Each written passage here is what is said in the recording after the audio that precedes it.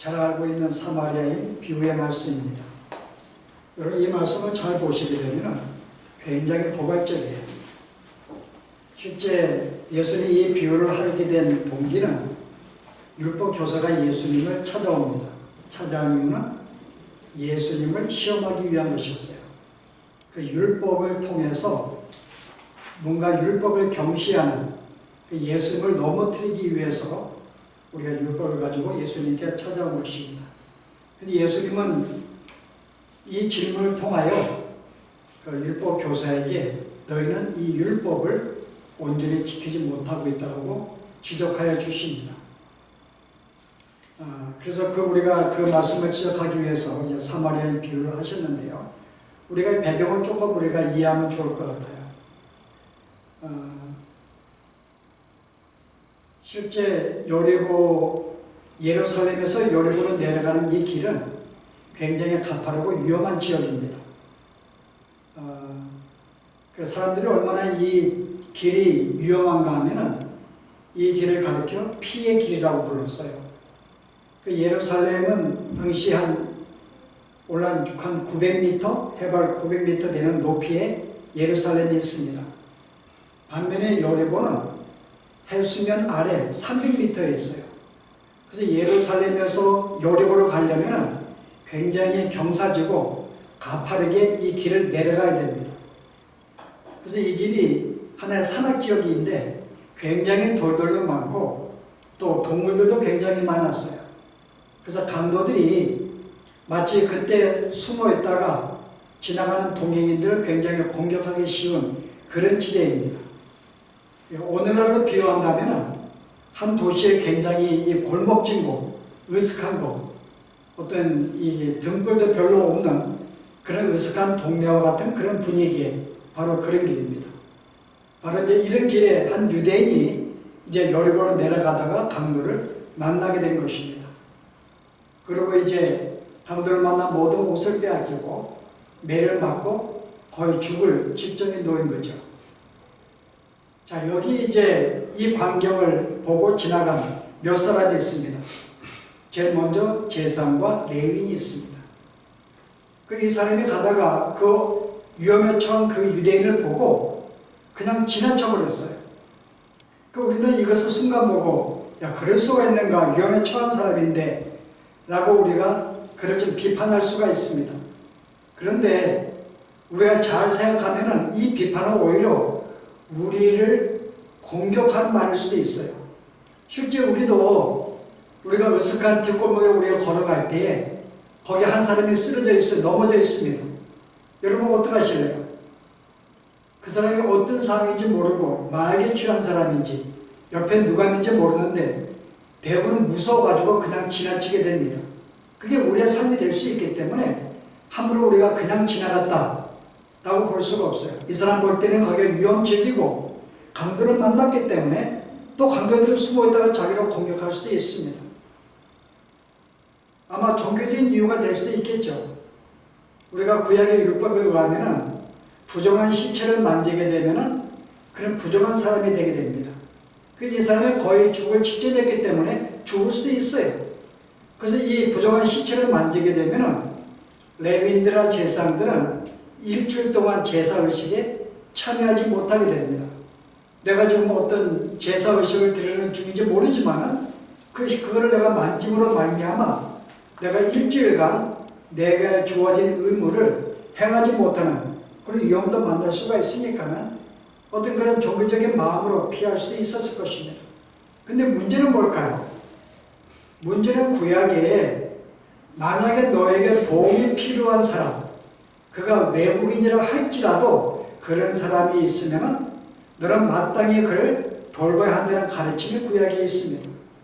특별히 당시의 제사장들과 레위인들은 이 율법의 말씀이 더욱 그들은 지켜야 할 의무가 있는 사람들이었어요. 그 위기를 만났으면 마땅히 그들을 돌봐야 할 의무가 있는 사람이었습니다. 근데 그들은 의무를 행하지 못했어요. 무엇 때문에요? 아마 종교적인 의무라든지 다른 일 때문에 자기가 마땅히 지켜야 할 하느님 말씀과 자기의 의무를 지키지 못했던 것이죠. 그 무엇이 문제인가요? 이 사람의 근본적인 삶은 실제는 사무엘이 그런 말 했잖아요. 순종이 믿음보다 낫다. 순종이 제사보다 낫다. 이게 말이 혼나오는데 예, 제사보다 낫다 그랬어요. 그 실제 이 율법, 이 제사장과 레위인은 뭐를 중시할까? 제사를 중시했고 순종하지 못했어요. 어려운 삶을 돌아는 말씀을 순종하지 못한 바로 이 가르침을 무시했던 것입니다. 반면에 사마리아인이 지나가게 됩니다. 지금 사마리아인이 볼 때 유대인이 넘어져 있는 거예요. 피투성이가 돼가지고. 근데 사마리아인 볼 때는 유대인과 어떤 관계였습니까? 원수지간이었어요. 아니 원수지간인데 아니 자기의 동족이라 할지라도 그런 상황에 피해갈 수, 자기도 위험을 당할 수 있기 때문에 피해 갈 수가 있는데 유대인인데 원수지간인데 그를 돕는다? 우리는 그것은 제가 볼 때 불가능한 일입니다. 여러분이 원수가 이렇게 있으면 여러분들 오히려 우리의 인간의 이 본성이 차라리 짓밟고 지나가지 잘했다 그러고 그런 원수를 도와준다고요? 오히려 통쾌하게 생각하고 어떤 그런 마음이 생길 줄 모릅니다. 근데 실제 사마리아는 그렇게 안 했어요. 오히려 가서 그에게 궁례를 베풀었습니다. 어떻게 했는가요? 먼저 기름과 자기가 가지고 있는 것을 가지고 감나무를 가지고 그 상처를 싸매주고 그것도 부족해서 그를 자기의 말에, 오늘날 교통편이죠. 말에 실어다가 여관으로 데려갔다가 또 거기서 여관 주인에게 돌봐달라고 그러고 거기에 재정적으로 돈도 주고 그걸로 끝나지 아니하고 내가 다시 내가 올 테 만약에 네가 비용이 부족하면 내가 다 되겠다. 그러니까 열심히 잘 치유해달라고 부탁을 하고 자기의 여정을 떠났습니다. 자, 이 비유를 끝난 다음에 예수님이 뭐라 그래요?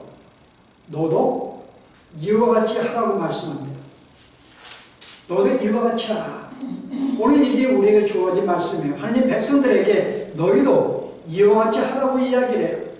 우리도 이 말씀은 우리가 놓고서 오늘 우리들은 개인적으로 이 말씀에 얼마나 순종하고 있는지 또 우리가 교회적으로 우리가 얼마나 이 자비를 베푸는 일에 우리가 얼마나 열심을 하고 있는지를 우리가 돌아봐야 됩니다. 우리가 이런 도전을 받기 위해서 우리가 조금 더 이 본문을 조금 더 우리가 생각을 해야 돼요. 몇 가지 질문을 가져봐야 됩니다. 첫 번째 질문은 뭔가 하면은 실제 우리가 정말 자비를 베푸는 일이 우리의 성도의 삶에 있어서 꼭 필요한 일인가? 자비를 베푸는 것이 어때요 여러분? 꼭 필요한 일일까요? 오늘 이 자비를 베푸라는 말씀은 지금 어느 상에 주어진 거예요? 율법 교사가 찾아와서 내가 어떻게 하면 영생을 얻을 수가 있겠습니까? 물었어요. 자, 여기에 대한 답변으로 주신 것입니다. 그럼 결국은 네가 영생을 얻기 위해서는 자비를 베풀라는 말씀을 주신 거예요. 영생을 얻기 위해서 네가 마땅히 자비를 베풀어야 된다. 여러분 이 말씀은 여기만 있는 게 아니죠. 마가복음 10장에 보시면은 한 젊은 법관의 이야기가 나옵니다. 이 청년이 예수님께 찾아왔어요. 첫 번째 질문이 뭐예요?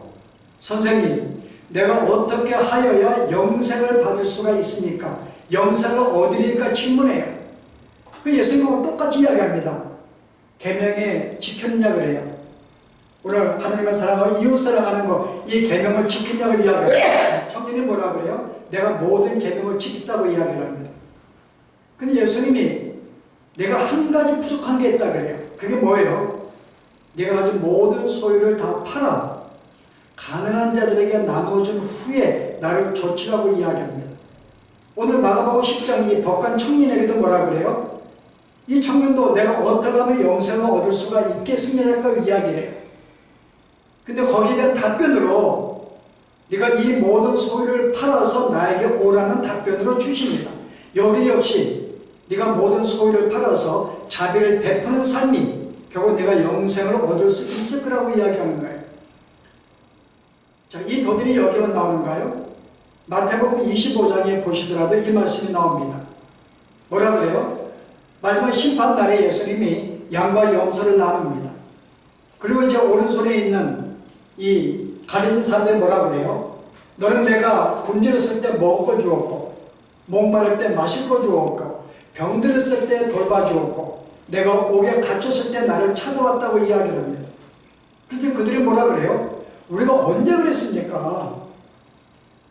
소자 하나, 적은 자 한 사람에게 행한 일이 곧 나에게 행한 것이라고 이야기를 해요. 반대는 뭐라 그래요? 내가 목마를 때, 배고플 때, 옥에 갇혔을 때, 병들었을 때, 내가 도움이 필요했을 때 너는 나를 돌보지 않았어. 그러면 너는 영원한 지옥에 들어가라고 이야기합니다. 우리가 이 말씀을 잔뜩 보면은 그럼 우리가 구원받는 것이 천국에 가고 지옥에 가는 것이 마치 이렇게 도움이 필요한 자들에게 자비를 베푸는 이 삶을 통해서 간다는 말인가 라고 우리가 오해할 수 있습니다. 그런데 이 본문을 잘 이해하게 되면 뭐예요? 이것을 행함으로 구원받는 말씀이 아니죠. 네가 진실로 구원을 받은 사람이라면, 내가 정말 믿음이 있는 사람이라면 이런 자비를 베푸는 행위는 마땅히 나올 수밖에 없다는 것입니다. 그럼 결국 네가 이것을 행하지 아니했다는 것은 너에게 참된 믿음이 없다고 이야기하는 거죠. 자, 이 말씀이 어디 나와요? 야고보서의 2장에 나옵니다. 보실래요? 야고보 2장이 뭐라고 이야기하고 있는지. 내 형제들아, 14절에 만일 사람의 믿음이 있노라고 행함이 없으면 무슨 유익이 있으리요? 그 믿음이 능히 자기를 구원하겠느냐? 만일 형제나 자매가 헐벗고 일용할 양식이 없는데 너 중에 누구든지 그에게 이르되 평안히 가라, 덥게 하라, 배부르게 하라 하며 그 몸에 쓸 것을 주지 아니하면 무슨 유익이 있으리요? 이와 같이 행함이 없는 믿음은 그 자체가 죽은 것이라. 오늘 마지막 심판날에 하나님의 심판은 왜 행하지 못했는가, 그 말씀의 그 도전은 너에게 참된 믿음이 없는, 즉 너희는 구원받아가 아닌 것을 지적하는 거죠. 마땅히 내가 구원받은 자, 우리가 하나님을 통해서 긍휼을 얻고 그의 사랑을 받고 불쌍히 받은 존재라면, 그런 사랑을 받았다면 너도 마땅히 그 삶을 행하는 것이 믿음을 가진 자가 마땅히 행할 일이라는 거죠. 그런데 너희는 행하지 않았기 때문에 결국은 지옥의 형벌에 던져지는 사태가 나옵니다. 오늘 이 말씀 볼 때 우리는 자비는 꼭 우리의 삶에 필요한 것인가? 마땅히 우리의 영생을 위해서, 우리의 구원을 위하여 꼭 필요한 요소인 것을 우리에게 말씀해 주죠. 자, 우리가 두 번째 우리가 나눌 것은요, 그러면 우리가 자비를 베풀 때 그 대상은 누구인가입니다. 오늘 여기 율법 교사는 우리가 어려운 사람이 어려움에 처했을 때 그에게 도움을 주는 것을 반대하지 않습니다. 마땅히 도와야 한다고 생각하는 사람이었어요. 근데 문제는 도울 대상이 누군가가 문제입니다.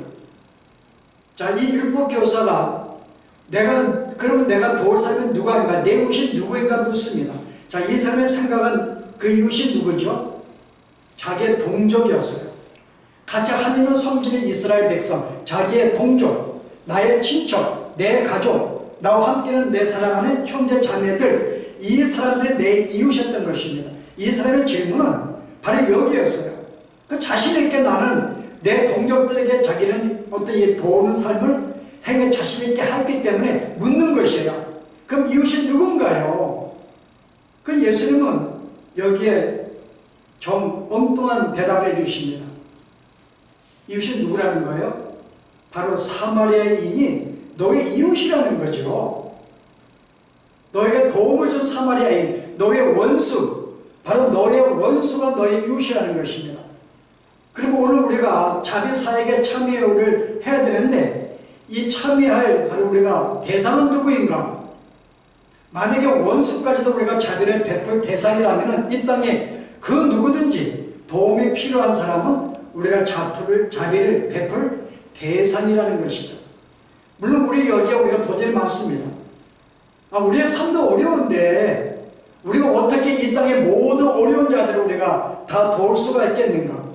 그럼 내가 가난해지기까지 그들을 도우라는 말인가? 물론 그런 말은 아니죠. 내 주위에 내가 경험하고 만나는 사람들, 내가 보이지 않는 멀리 있는 사람은 아니라 할지라도 가까이 있는 사람에게 네가 할 수 있는 형편에 따라서 그에게 자비를 베풀 것을 우리에게 이야기해 주고 있습니다. 그 실은 대상은 바로 누구라는 거죠? 우리의 믿는 자들뿐만 아니라 이 땅의 모든 사람이라고 이야기를 하죠. 이게 사실 힘든 거예요. 우리는 함께 믿는 자들에게 우리는 어느 정도 우리가 도움이 필요한 것을 도와주기도 하고 사랑을 베풀기도 합니다. 근데 믿지 않는 자들에게는요, 마치 예수님이 그 이방인들도 이와 같이 아니하냐 그래요. 그들 서로 도와주고 사랑하고 인사하고 그래. 그럼 너희가 이방인과 다를 게 뭐냐 그럽니다. 이것은 바로 우리에게도 그와 같이 행하지 말라는 거죠. 너의 형제뿐만 아니라 다른 사람에게도. 그래서 바울은 이 말씀에 대해서 갈라디아에서 뭐라고 이야기를 해요? 갈라디아서 5장에 보았더니 6장의 말씀 볼까요? 9절 말씀입니다. 우리가 선을 행하되, 이게 자비를 행하는 일입니다. 낙심하지 말지니 포기하지 아니하면 때가 이름에 거두리라. 그러므로 우리가 기회 있는 대로 모든 이에게 착한 일을 하되 더욱 믿음의 가정들에게 할지니라. 물론 우리가 같이 믿는 사람끼리 같이 자주 만나고 옆에 있기 때문에 더 많이 우리가 힘써야 하는 것 사실입니다만은, 그러나 뭐라 그래요? 모든 이에게 착한 일이라는 거죠. 그 외에도 예수를 믿지 않는 자들을 할지라도, 내 원수를 할지라도 이들에게도 도움이 필요하다면 마땅히 그들을 돌보는 것이, 이게 마치 성도에게 마땅한 우리의 일이라고 이야기를 합니다. 마땅히 도와야 된다.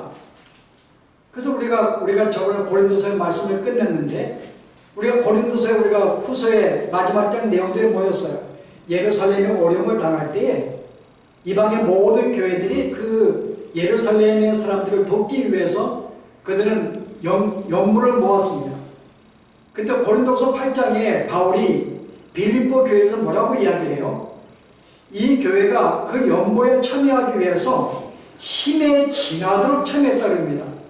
저들이 극한 가난 속에서도 힘이 지나도록 이 연보에 참여했다는 거죠.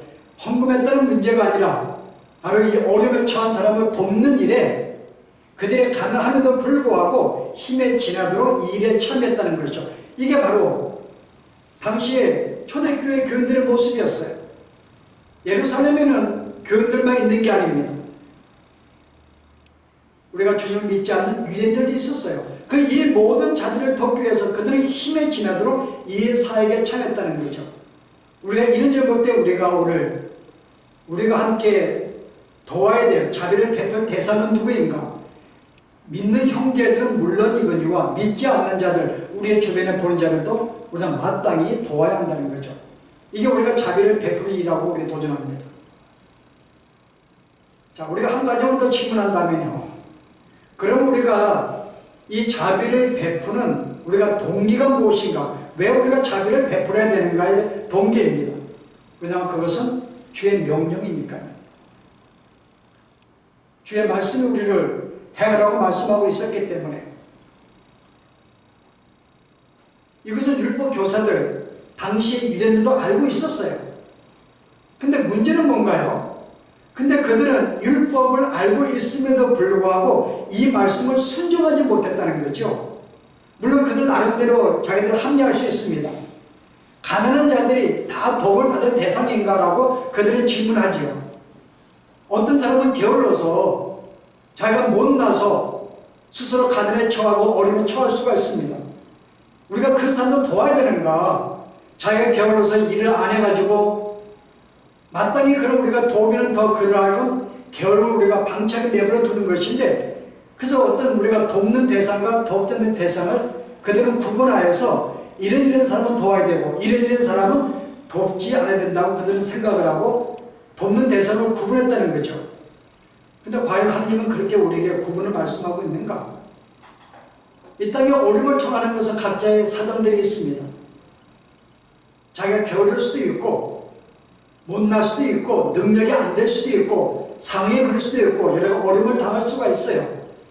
우리는 그 정확 구분하기 힘듭니다. 오늘 성경은 도움이 필요한 사람, 외국인이라 할지라도 주의 백성이 아니라 할지라도 도움이 필요한 자에게는 마땅히 도우라고 이야기하는 거죠. 대상은 모든 자입니다. 비록 그가 게을러서 비판을 받을 만한 삶을 살아서 가난에 처했다 할지라도 어떤 어려움을 처했다 할지라도 그 대상은 마땅히 우리는 그도 돌봐야 한다는 거죠. 근데 여러분 이 사역에 대해서 오늘날 교회들은 실제 그렇게 우리가 신경을 쓰지 않습니다. 왜요? 왜냐하면 미국만 해도 대부분의 어려운 사람을 돕는 일은 누가 해요? 정부가 하고 있으니까요. 정부가 다 하고 있어요. 극빈자를 어려운 사람들을 다 나눠주고 생활비 지원해주고 뭐 메디케어 내주고 여러 가지 다 어려움을 도와줍니다. 그 나라가 하고 있기 때문에 자연의 교회는 그 일을 소홀히 지금 하고 있다는 거죠. 근데 지금은 현실적으로는요, 여러분이 가는 데가 워낙 많아가지고 점점 경비가 떨어지고 있어요. 이들은 문제는 뭐예요? 원래는 교회가 감당할 일인데 교회가 하지 않으니까는 정부가 그 일을 감당하고 우리는 맡겨버린 것입니다. 그래서 우리는 뒷전에 있는 거예요. 그래서 우리가 교회 사역을 보면 거의 어디에 신경을 써요? 우리가 뭐 전도나 선교나 뭐 교육이나 이런 데 우리가 많이 재정을 분담합니다. 어디는 거의 하지 않아요? 굳이 하는 일, 자비를 베푸는 일은 거의 적습니다. 그걸 우리가 교회가 능력이 될 때, 재정이 남을 때는 하지만은 부족하면은 우리는 그 일을 거의 2차적으로 분리시켜버려요. 그러나 오늘 주님은 우리에게 그 순환을, 그 역할을 뒤집어 버리십니다. 네가 가장 교회가 신경을 써서 해야 될 사역은 자비를 베푸는 일이라는 거죠. 선교와 구제와 교육 그 이전에 자비가 마땅히 하느님의 국리를 받고 구원을 받은 백성이란다면 너도 마땅히 하나님의 그 성품을 본받아 사랑을 실천하고 그들을 행하는 것이 우리의 삶의 최우선적인 삶이 되어야 한다는 거죠. 그 성도 존재의 핵심이 뭔가 하면 자비라는 것입니다. 이게 우리에게 주어진 과업이에요. 그래서 우리가 이 땅에 살면서 우리가 이 말씀을 우리는 거의 소중히 생각하지 못했어요. 왜냐하면 거의 복음주자들은 실제 우리가 구제사역은 나라에 맡겨버리고 우리가 한 일은 거의 뭔가요? 거의 뭐 1년에 한두 번 성탄절날 모은 것을 어려운 사람을 도와준다든지 갑자기 뭐 홍수가 나고 기근이 나서 어려움을 처하면은 그때 헌금을 모아서 도와주는 우리는 그 정도만 참여하고 있었죠. 그러나 실제 오늘 주님은 마땅히 우리가 모든 성도들의 삶이 일상적인 삶에서 자비를 베푸는 것은 우리의 삶의 본질적인 요소라고 이야기하는 것이죠. 마땅히 행해야 된다. 오늘 이 율법교사나 청년이 내가 무엇을 하여 영생을 얻을 수 있으리까? 바로 원수까지 자비를 베푸는 것을 이를 통해서 네가 영생을 얻을 수 있을까 도전하는가? 마땅히 구원받은 사람이라면, 마땅히 긍휼을 받고 구원을 받은 사람이라면, 참된 믿음이 있다면 이 자비를 베푸는 것은 마땅히 우리의 삶에 이루어져야 한다는 것. 우리가 오늘 이 말씀을 다시 한번 깊이 묵상하면서 이제 우리가 어떻게 우리가 이 삶을 진짜 우리의 삶에 실천하며 살아야 될 것인가, 우리가 이렇게 도전을 받고 생각하는 우리가 그런 시간이길 바라겠습니다. 기도하십시오. 은혜로우신 주님, 오늘 이 땅에서 세상 모든 사람에게 도움이 필요한 자들에게 우리가 도움을 주는 것, 마땅히 성도의 본분이라고 말씀하셨는데, 아버지 요한은 내가 만약에 형제들의 어려움을 보면서도 그 형제들을 돕지 아니한다면 하나님의 사랑이 내 안에 있을까 보냐라고 우리가 도했던 말씀 저희들이 기억하면서 마땅히 도움이 필요한 자들에게 그가 정신적이든 그게 육체적이든 오늘 사마리아의 이 사람이 자기의 안전을 저버리고 위험을 무릅쓰고 자기의 모든 일정을 깨뜨리며 손에 피를 묻히면서까지 원수를 사랑했던 이 삶이 오늘 저들에게 어떤 도전이 되고 있는지요. 너희들 이와 같이 하는 이 말씀을 저희들이 받으면서 다시 한번 우리의 삶의 근본적인 삶의 본질과 핵심이 무엇인지를 돌아보기를 주여 원합니다. 그리고 이제는 이와 같은 삶을 살기를 원합니다. 주님이 우리에게 긍휼을 베푸셔서 우리를 사랑하시고 우리를 구원하였듯이 이제 우리의 삶도 그와 같은 삶이 되기를 주여 원합니다. 저희들을 도전해 주시고 우리의 마음을 붙잡아 주시어서 우리의 삶의 혼자의 삶으로 국한되지 아니하고 이제는 우리의 가진 것들을 함께 나누며 도움이 필요한 데를 찾아가 돌볼 수 있는 저희들의 삶으로 주님 인도하여 주시옵소서. 예수 이름으로 기도합니다. 찬송가 377장입니다.